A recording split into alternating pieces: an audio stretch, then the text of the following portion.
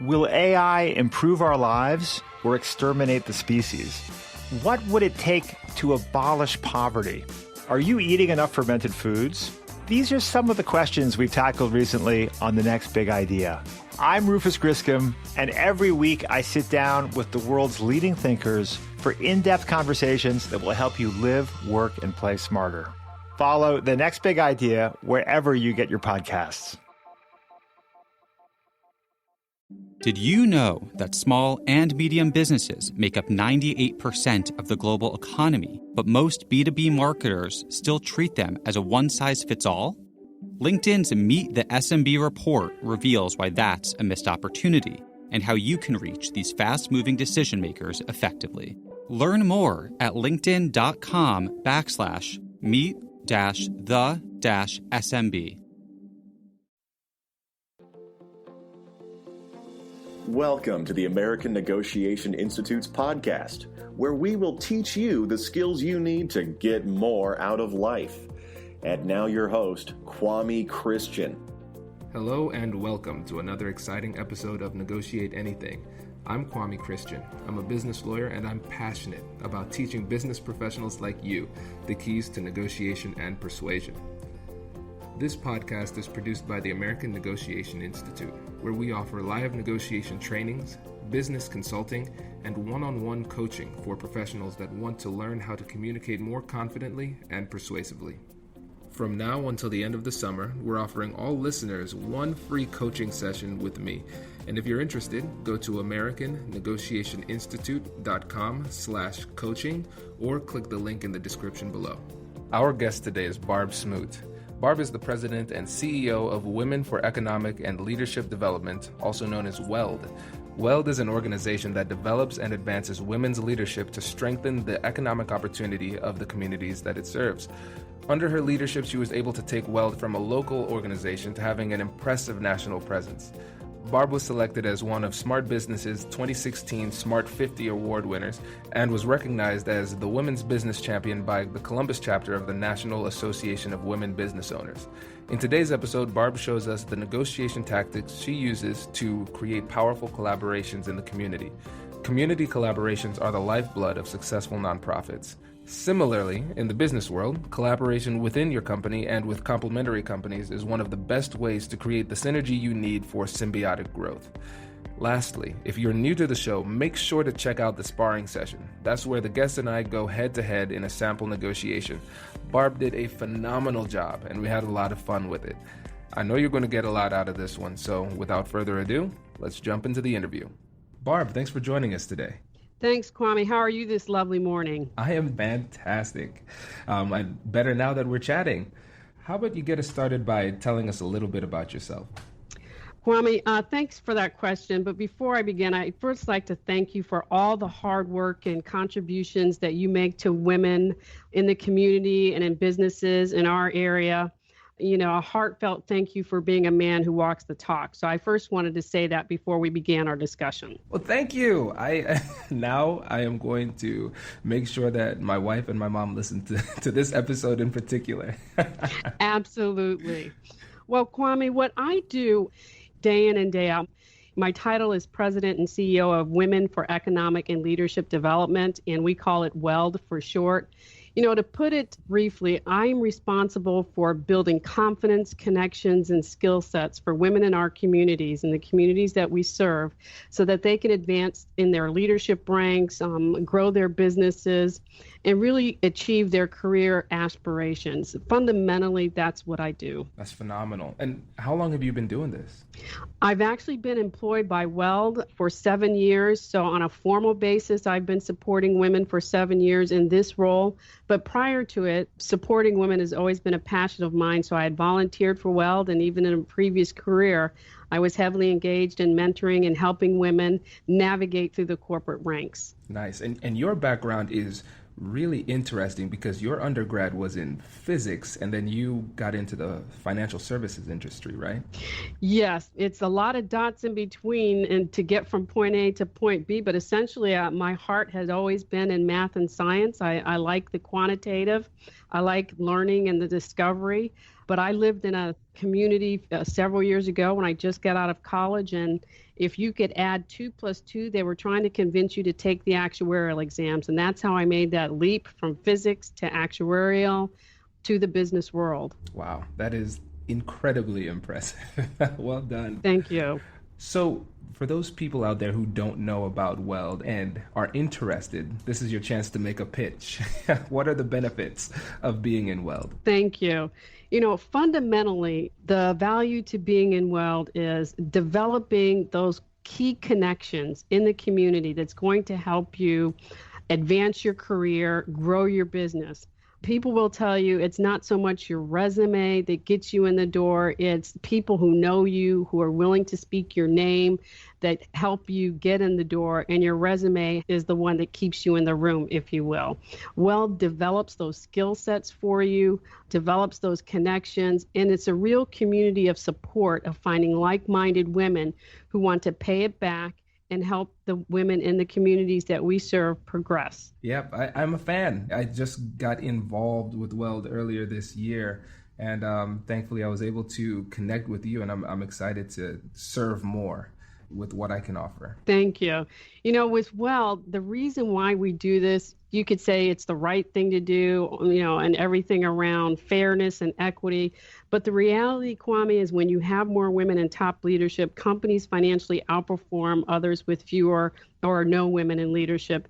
And I think we all understand the economic clout of women as consumers. So it's important to have women at the table as companies are developing strategy, as communities are trying to address fundamental societal issues.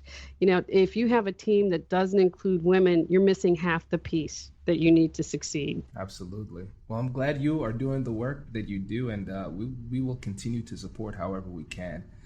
One of the things that you said that really resonated with me was the fact that Weld helps to give women the key connections they need to have professional and personal success.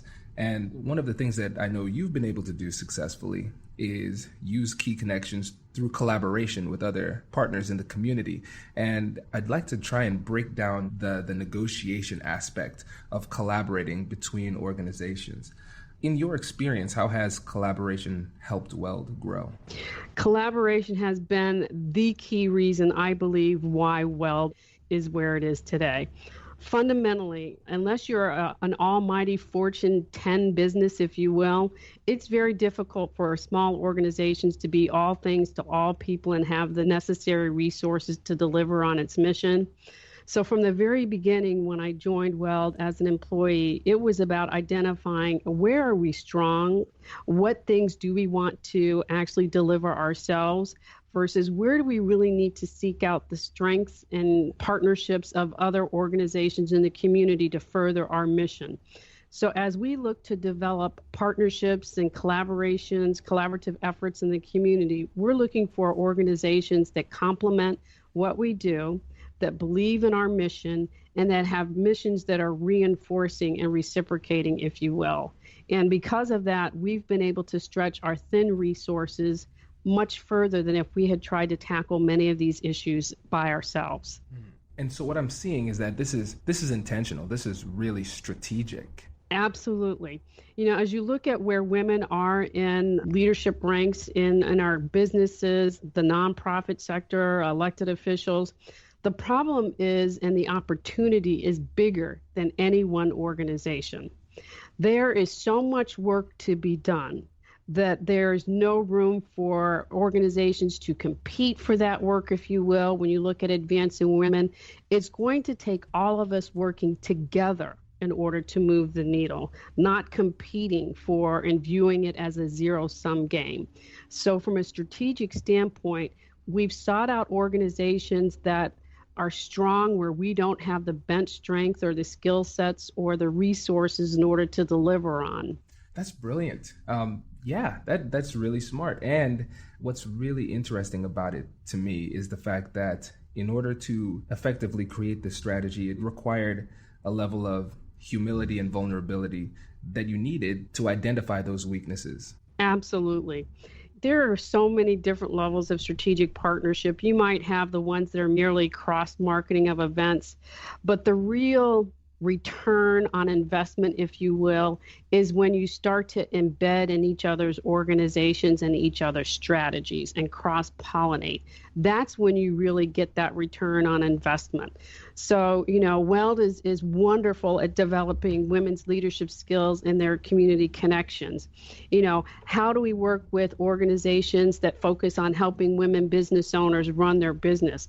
Well, that's the perfect opportunity for Weld to collaborate with this organization. We have large corporate members who could be potential customers of this women's organization that has all these women business owners. These women business owners in turn can come in and mentor and coach and consult with our members. So it's a deeper, richer relationship, if you will, if you start to scratch below the surface and doing the no-brainer things like cross-marketing events. And so now getting beyond the strategy, because the strategy is brilliant, let's talk a little bit about the negotiation strategy in particular. Because now once you've done your due diligence and found your weaknesses and then found complementary organizations, how do you begin that negotiation? How do you start those talks? The first thing is to go in with the mind that you want everyone to win and that it's not a win-lose situation. Hey you, I'm Andrew Seaman. Do you want a new job? Or do you want to move forward in your career? Well, you should listen to my weekly show called Get Hired with Andrew Seaman. We talk about it all, and it's waiting for you, yes you, wherever you get your podcasts.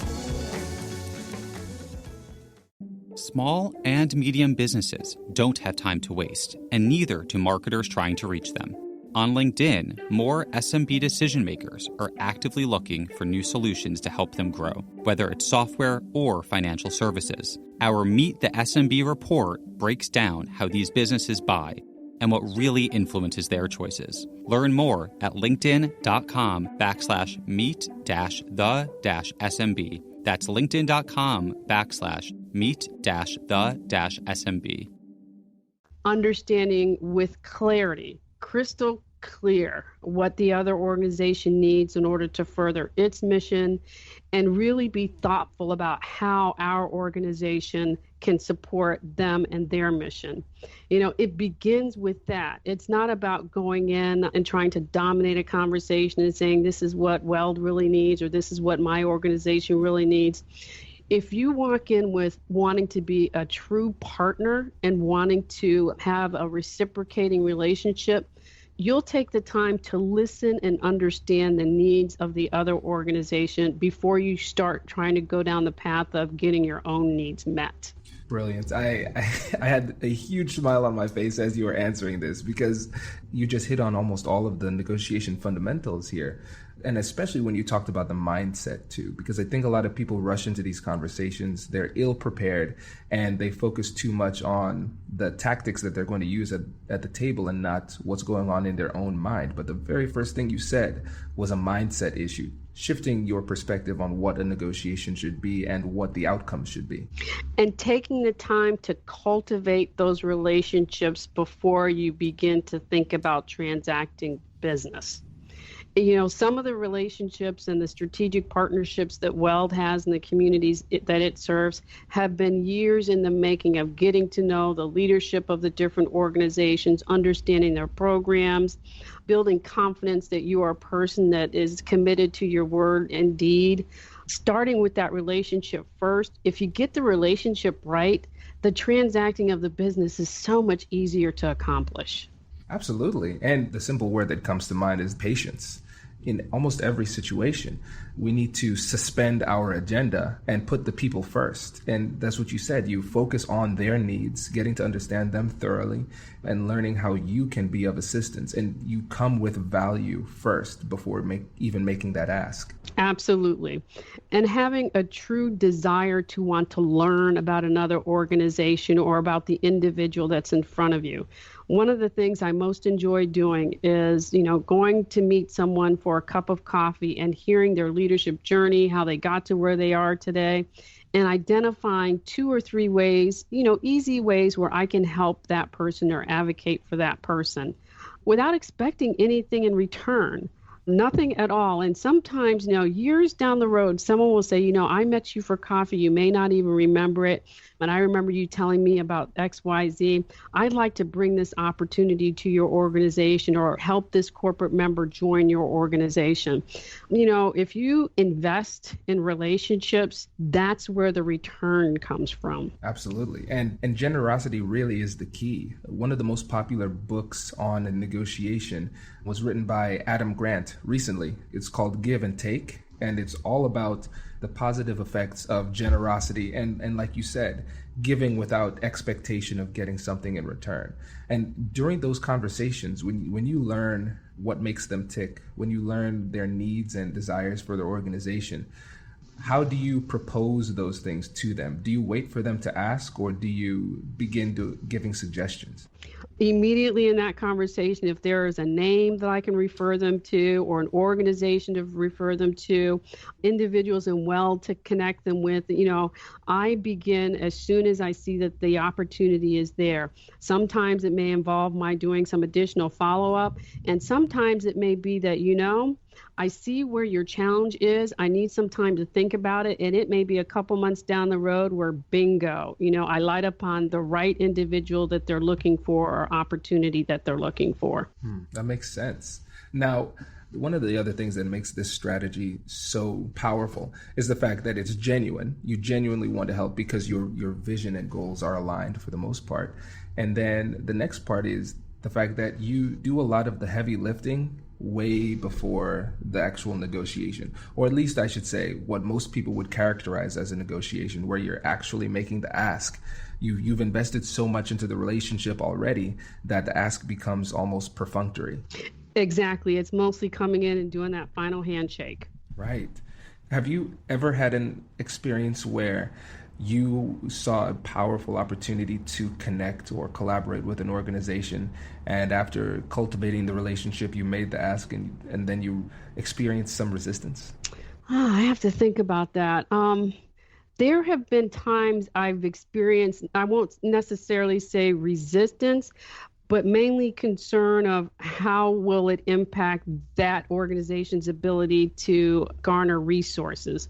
In the nonprofit world, it's about sponsorships, memberships, and people feeling like, there's a limited sum of corporate dollars available for giving. And if we partner with this organization, then does that mean we're not going to be able to get our resources because it's been given over to others? And so my perspective with that is helping them understand how to enlarge the pie. If you look at a 6-inch pie, if you will, and you're struggling, you're all fighting for a slice of that pie.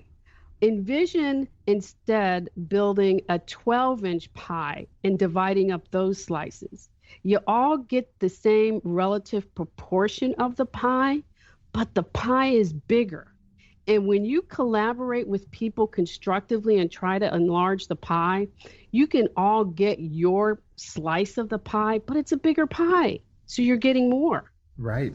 And that is one of the quintessential elements of collaborative negotiation. You're collaborating even before the official collaboration begins, because you're working with them to create a deal that is beneficial to all parties involved. Absolutely. Absolutely. And one of the things you said earlier, I want to really focus in on, because people might say, oh, this isn't that important, but I think semantics matter at this point, because you say, if there's ever resistance, you try to help them understand the benefits to them or the benefits to the community.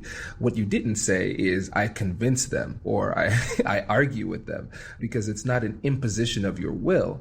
You're working together, and it's an information game. You're learning, and then sometimes you're teaching. There's no convincing, and approaching it that way alleviates pressure from both sides. Absolutely. Time and timing is everything. When you try to rush people through a decision, people then begin to dig their heels in. No one likes to be rushed through a decision, if you will. And timing is everything. If an organization is dealing with a number of priorities that are really all encompassing, that timing is not good for them. So it's time and timing. Right. And what's interesting on that point is that you can bring forward a great deal to somebody, and just because of the timing, they'll say no. Or because of the timing, even if it is a great deal at that time, they won't have the cognitive capacity to analyze it thoroughly. And when people feel threatened or pressured, they're going to go with the safest answer, which is going to be no. Absolutely. Before we finish up this episode, I have a few questions for you. Does your job do professional development training? Are you looking for a workshop for your next conference? Does your profession require effective communication or dispute resolution? If so, a negotiation training seminar might be what you need. I've had the opportunity to do these trainings around the country, and I'd love to swing by your neck of the woods. Our customized negotiation seminars are as fun as they are informative. You'll not only discover the keys to negotiation and persuasion, you'll also have the opportunity to practice these skills in a safe environment with a negotiation simulation. And at the end of the seminar, you'll be able to communicate confidently, resolve disputes effectively, and get what you want out of your next negotiation. And as an added bonus, if you let us know far enough in advance, we can get these trainings certified for continuing education credits. Feel free to connect with me on LinkedIn or shoot me an email to learn more. Now let's get back to the show. See, this is one of those awesome conversations where I could just keep going and going and going. This is really good. This has been wonderful, and I'm glad we've been able to get this on our schedules, Kwame. For sure. I want to make sure that the listeners are able to maximize the value that they get out of this episode. So I'm going to make a free guide that will show them how to use negotiation to collaborate effectively in their companies or their organizations. So to you listeners out there, if you go to AmericanNegotiationInstitute.com/Barb, that's BARB, you can get a free guide that'll show you how to use these awesome techniques that Barb showed us here today. And I'm also going to put a link in the description below so you can navigate to that easily. So let's leave the audience with one major takeaway. What is one thing that our listeners can do to be more persuasive? Try to truly understand the person or the organization who is in front of you and what their needs and pain points are. Work hard to do that, not for the benefit of what it might give you by doing it, but for the sheer opportunity to be of service for that organization. I love it. This is perfect. And one last thing before you go, can you give the Weld website and maybe talk about some upcoming events and other ways people can get involved? Well, we have this event coming up in the Columbus chapter on August the 16th, and it is going to feature one of the most dynamic men that I have ever met in the space of negotiation. Do you know who that might be, Kwame? I have no idea. Who could it be? We are going to showcase your talent to a group of amazing women who are excited to learn the art of negotiation. It's going to be August the 16th, 5:30 to 7:30 at the Fawcett Center here in Columbus, Ohio. You can register for this event by visiting weldusa.org. This is an event that you won't want to miss. When it comes to negotiating and collaborating, it's an art and it's a science. And I think if you take that opportunity to hear what Kwame has to say, you will be better prepared for that next meeting or next opportunity where you strive to achieve your results and help other organizations in the process. That sounds great. I think I'll be there. I hope you will. Good stuff. And as a special thank you, this just hit me. This episode with you, this should be the episode that takes our downloads over 100,000. Wow, Yes. That would be fantastic. Yes. Love that number. Yeah, me too. Well, thank you so much for joining us today. This was really great. I hope you enjoyed that episode. If you're finding this information helpful, please remember to leave a review and subscribe. Our goal is to teach this to as many people as possible, and every time you leave a review, it makes it easier for people to find us in the search engines. With your support and listenership, we've grown to the point where we are now the #1 ranked negotiation podcast, and we have listeners in 140 different countries. We appreciate your continued support, and please continue to reach out to me on LinkedIn. Remember, everybody who connects with me gets a personal message from me eventually. It takes time because more and more people have been reaching out, but I want to hear from you and we actually get to chat. So continue to reach out. Thanks again for listening. I'll catch you in the next one.